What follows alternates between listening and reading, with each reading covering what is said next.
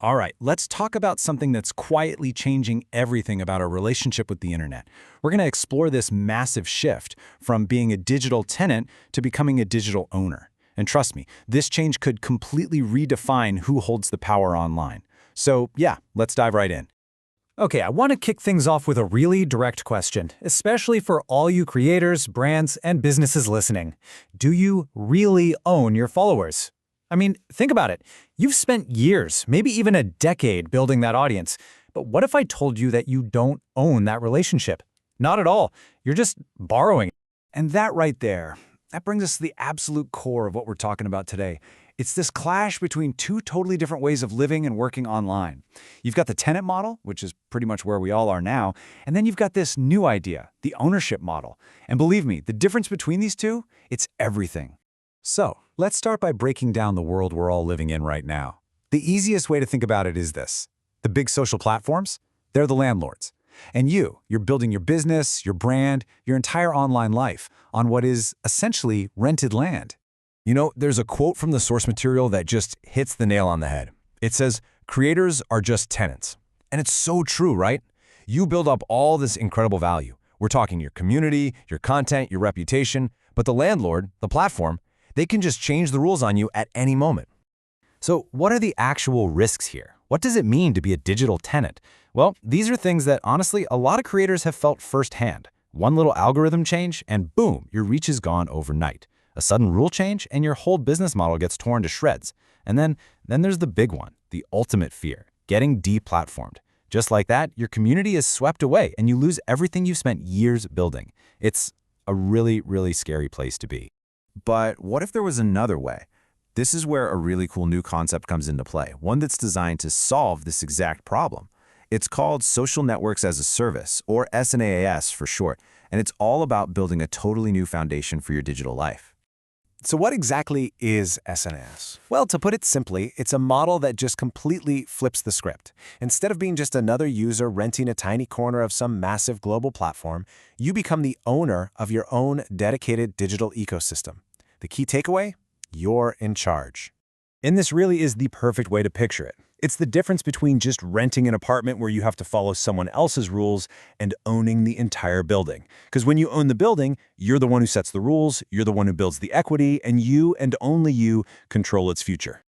Okay, so this all sounds great in theory, but what does this ownership thing actually look like in practice? It's not just some fuzzy idea. It's actually built on three really clear, really powerful pillars that give you genuine control. And here they are, the 3 steps on the path to true digital ownership.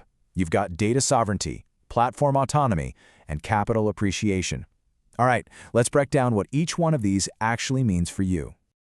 First up, data sovereignty. Okay, this one is huge. It means you own what's called the social graph. And that's basically the map of every single connection, every interaction, every relationship inside your community. It's your database.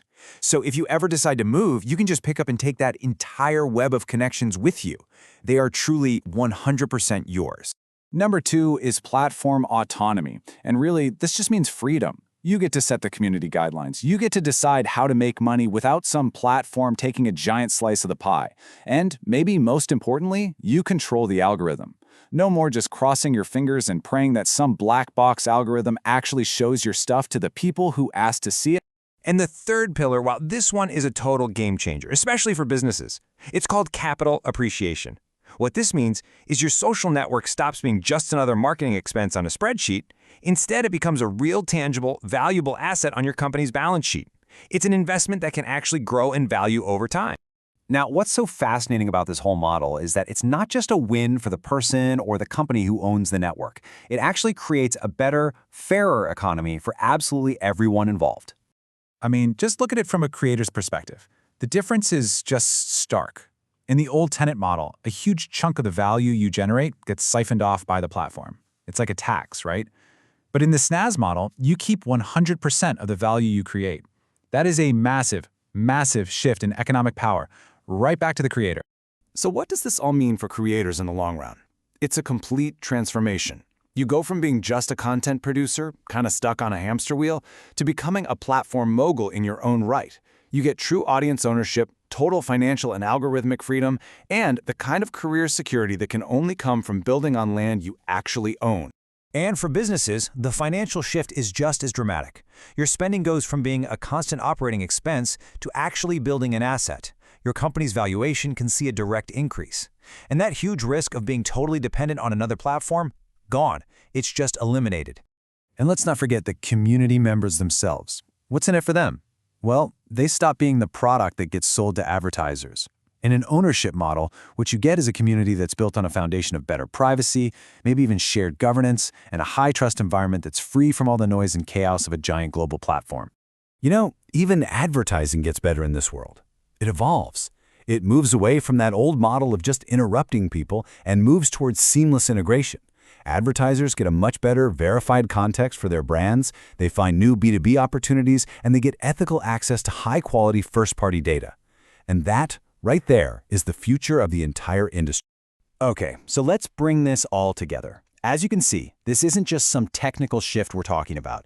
It's philosophical. It's about completely redefining your place in the digital world, about moving from a position of weakness to one of real strength. And I just love this final metaphor because it really makes the whole idea feel so personal, you know? It's the digital equivalent of moving out of a rented apartment and into a house that you designed and built yourself. It's about building your own digital home, exactly the way you want it, on a foundation that no one can ever pull out from under you. And really, that's the bottom line. This entire shift, it's not really about technology or code or servers. It's about power. It's about the transfer of that power away from these huge, centralized platforms and back to the individuals, the creators, and the communities who are creating all the value in the first place. So I'll leave you with one final powerful question to think about. If you were no longer just a tenant, if you actually had the keys to your very own digital world, what would you build?